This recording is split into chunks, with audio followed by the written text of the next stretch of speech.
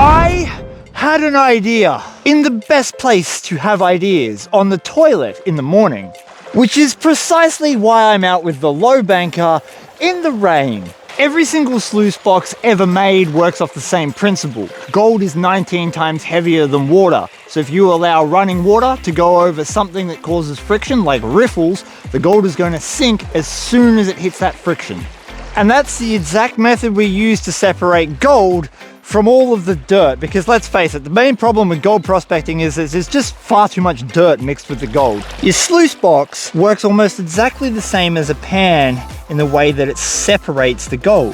The thing is, a pan and a sluice box collect more than just pieces of gold like this. It also collects black sands, whatever they may be. They collect ironstone, and what I'm interested in is this. They also collect pieces of quartz. But here's the kicker.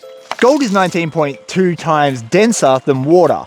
Quartz is only about 2.4. So any system like this one that's designed to separate gold from the gravel should shed off the quartz. So why is it that we're left with pieces of quartz in our sluice box when we finish our run? Because they should have been thrown out using gravity and the velocity of water. Isn't that right, Professor Fern? The only logical explanation for quartz to be left in your sluice box is that it's heavier than all the other dirt around it. And the only way that that can be true is if it's got minerals such as gold or iron tied up with it. And that makes perfect sense because we're in a gold-bearing region. And the thing that creates the gold in this creek is a lode deposit. And those lode deposits up in the hills start with quartz. And so the plan is drastically simple. We're going to sluice a bunch of dirt from this spot that has a lot of gold. And then I'm going to separate the gold away from the concentrates. I'm going to take those concentrates and I'm going to run them through a rock crusher. And then we're going to see if we release any gold from that concentrate. Because if there is gold in pieces of quartz just like this, it'll be sitting amongst a gold deposit, which we have right here. I'll show you the deposit in a second. For now, I just want to run a few shovels down my low banker here, so we can start collecting some.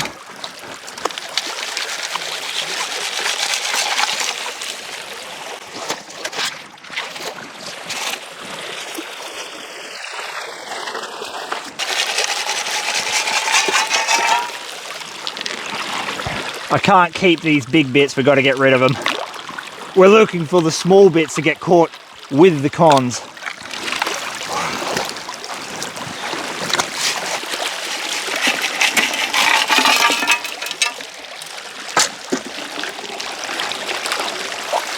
It's all of these pieces in here that I'm really interested in because there's no reason that they should be sticking around.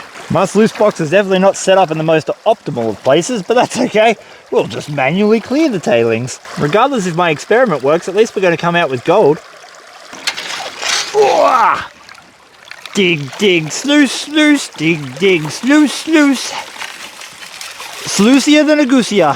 Damn, that's a lot of black sand. I should really test pan that. The sheer amount of black sand that's coming out in these concentrates is a really good indicator that we are collecting a lot of heavy, dense material. So gold, and hopefully those little secret specimens. I am 90% sure that this is a pretty extensive and decent gold deposit, but the proof is always in a test pan, and you can never count your golds until you've done one. I'm certainly not going to expect a bonanza city like Gadsy's been on recently on our private permission, but one shovel, 10 flakes. If I get 10 flakes, we know we're in a decent spot for Reedy Creek. Ooh, yeah. Yeah, that's for one shovel. That's interesting. I think we're going to have a good day on the gold regardless if there's anything in the quartz when I crush it, because the amount of coarse tin in here is a really good indicator that this is a long-term deposit. Yeah, one shovel. We've got about 10 flakes. A lot of them are very small. Certainly no Bonanza City. Still not terrible. Right where my shovel is a bunch of sandstone bedrock, which is very uncommon for this area. It's mostly granite here. And it seems to be holding a fair amount of gold. How's this for just one shovel? Oh yeah. We got 1, 2, 3, 4, 5, 6, 7 little pieces. Also mixed in with a bunch of flour gold throughout the rest of the black sand. So that's a good little take.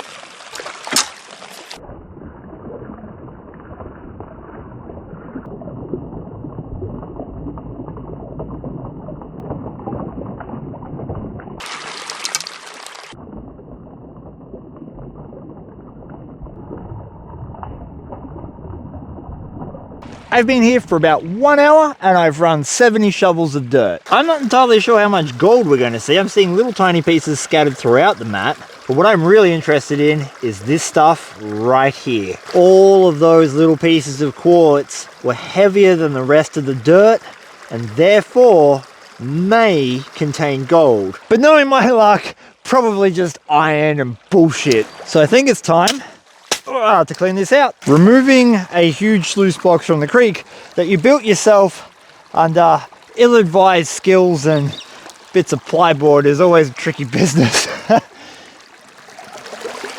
Wow, we didn't lose it.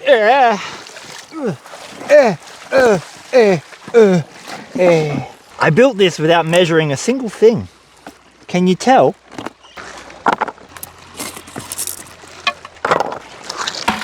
I want to retain as much of that quartzy material as possible. I swear my theory is going to be right.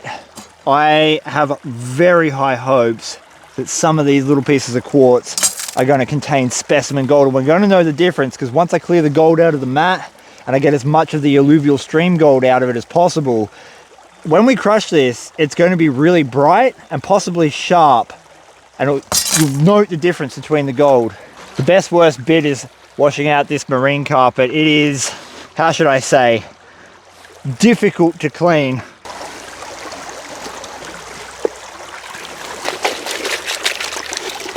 Whew, now that I look like I've wet myself.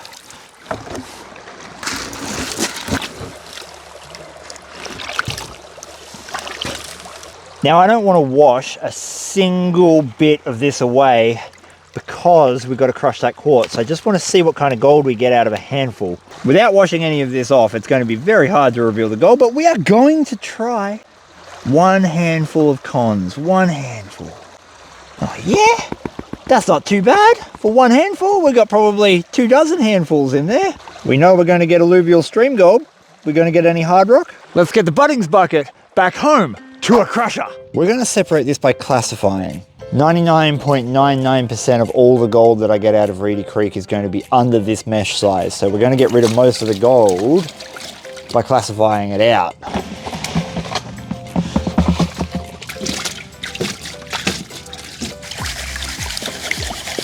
All of this material here is what I'm interested in. There shouldn't be any gold. If there is, it's most likely going to be extremely large river flakes, and we'll be able to tell the difference between the river flakes and crushed gold because of the shape. Gold that comes out of ore crushers tends to be very bright and it tends to be malformed, so you'll get little balls of gold or a ball of gold with like some spikes coming off it. Some of it may even be still attached to quartz.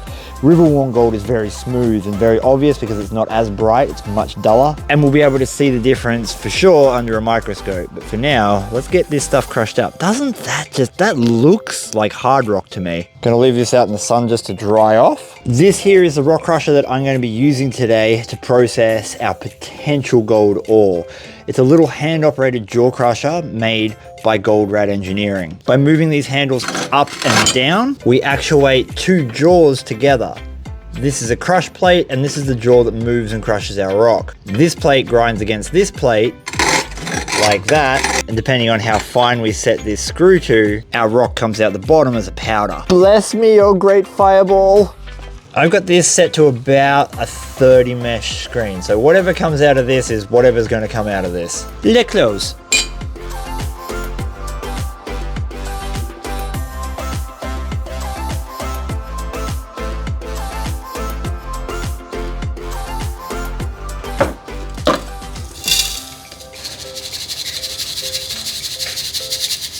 finally, after all that, we have our magnetics. I can't see any gold on that.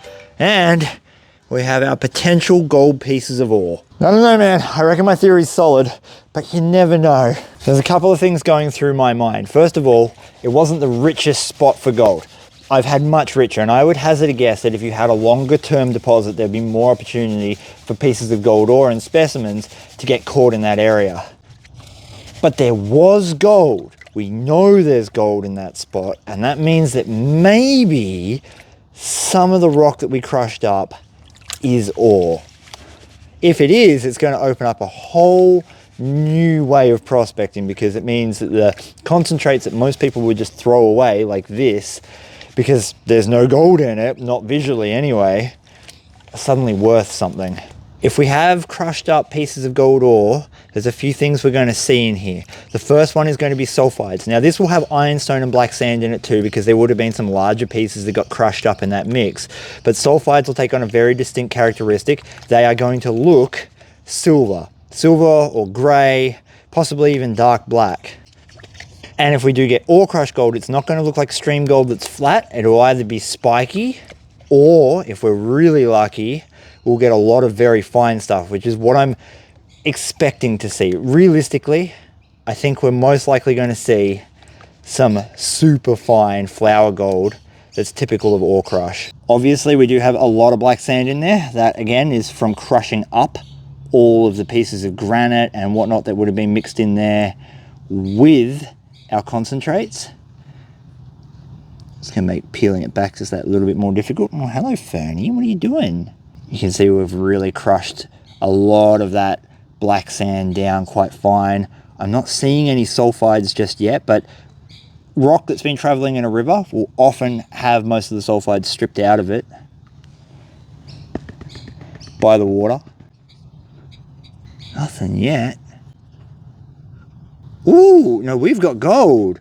Remember, I classified out every single piece of rock that was smaller than 1/30th of an inch, meaning that the gold that we've got in here could not have been trapped by any other way than being bigger than 1/30th of an inch or locked up inside a rock. And I have several very small pieces starting all the way over here in the black sand and stretching out to here. This is the piece I'm really interested in. And the reason for that is it is bright and it is round. It's not flat like all the other gold in Reedy Creek. There is a really good chance that that piece there came out of a rock. It's certainly well under 1/30th of an inch. We have more gold just here and a bunch more little sharp pieces of gold mixed in here with these silver pieces of material which are sulfides. It's not a lot, but there is gold in that rock. That's very interesting. So I'm going to start paying attention a little bit more to what kind of rock is coming out of my concentrates, because there's a good chance that we might be digging up pieces of ore and not even knowing it.